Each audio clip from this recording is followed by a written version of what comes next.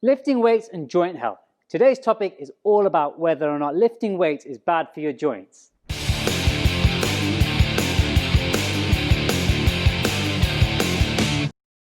Hey there, it's Farhad here from Fit with Farhad, and one very common question and concern that's raised by people is whether or not lifting weights, strength training, resistance training is actually bad for the joints, and we're going to cover that in today's video. But before we get started, if you're new to this channel, I want to first of all welcome you and thank you for checking my channel out.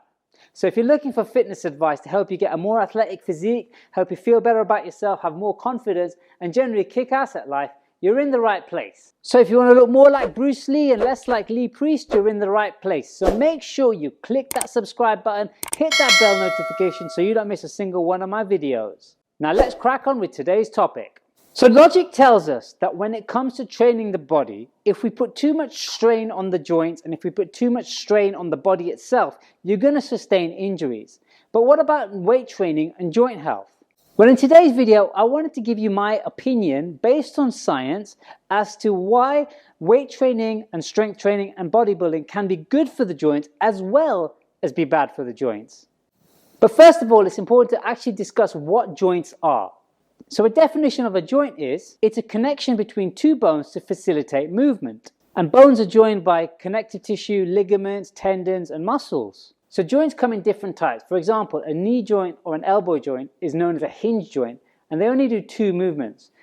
Unlike a more complicated joint, such as the hips, which is a ball and socket joint, which does a variety of different movements, not just moving up and down like the elbow does. Now let's take a look at a typical strength training move that causes a lot of problems in many people, and that is the squat.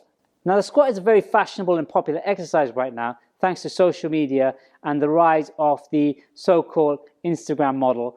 But a lot of people complain when it comes to squat, when it comes to knee joints and the pain in the knees or the pain in the lower back.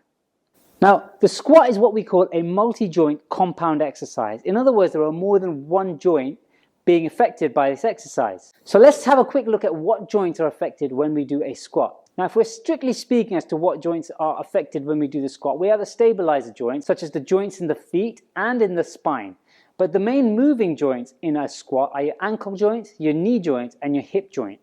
Now, remember we talked earlier on about the different things that connect to a joint? We've got muscles, we've got connective tissue, ligaments, etc.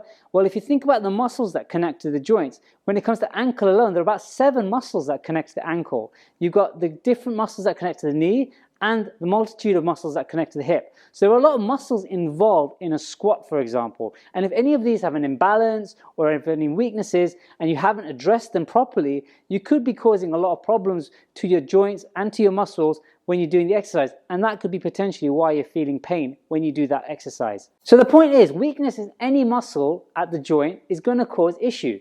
And understanding a little bit about how the muscles work can give you a deeper understanding as to what's going wrong with the exercise and how to set it up correctly so that you can do the exercise pain-free and turn it into a more solid and useful exercise as opposed to an exercise that looks good on paper but is ruining your body in the process. To put it more simply, technique is everything, my friend.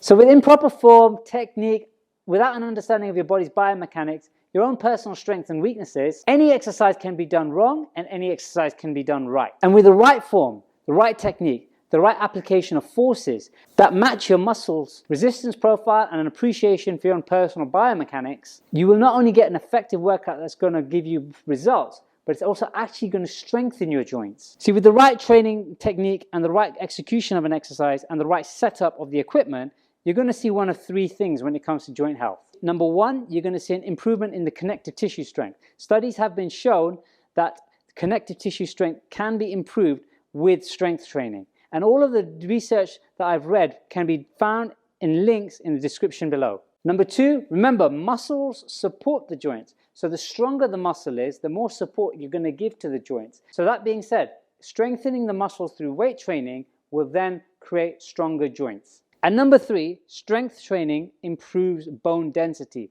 So the stronger the bone is, the stronger the joint is as well. So strength training with the right technique is crucial for preserving joint health, especially as you get older. But when it comes to technique, it's very important to understand muscular anatomy to a certain degree. Now, you don't have to be medically trained. You just have to have an appreciation for what's going on internally with the muscles.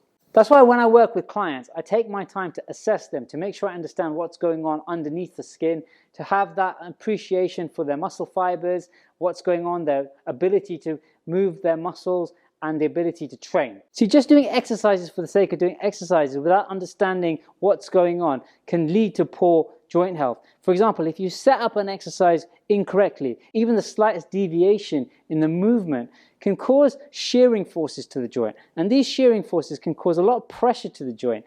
And when the joint gets damaged, that's when you're going to see weightlifting, weight training, and bodybuilding being a bad thing for your joints, especially if you're training with excessively heavy weights. But what about the big pros that really don't pay attention to these? You know, the kind of big pros out there that say form isn't really all that important.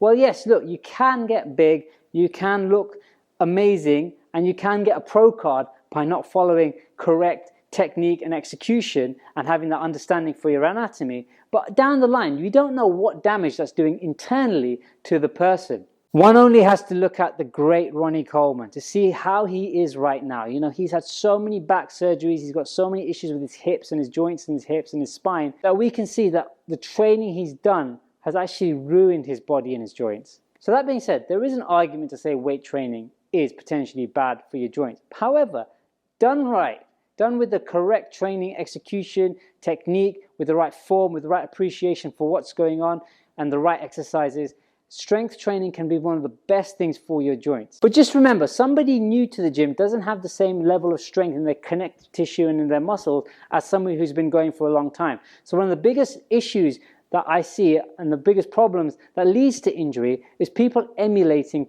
pros, people reading magazines or going on websites to find a training program, copying a training program of a professional and copying the sets, the reps, the weight that these guys are doing, and wondering why they're injured, especially guys coming into my studio with shoulder pain from doing bench pressing too heavy with the wrong technique. So in conclusion, training hard but training smart is really important to good joint health.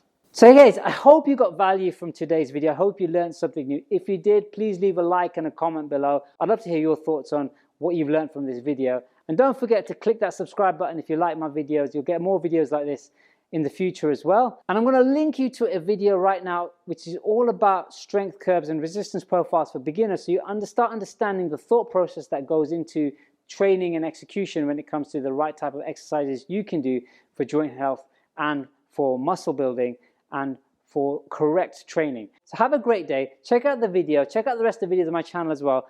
And I'd love to hear from you, so leave a comment below. I'll see you in the next video. Have a great day. Sweat more, suck less, and stay awesome.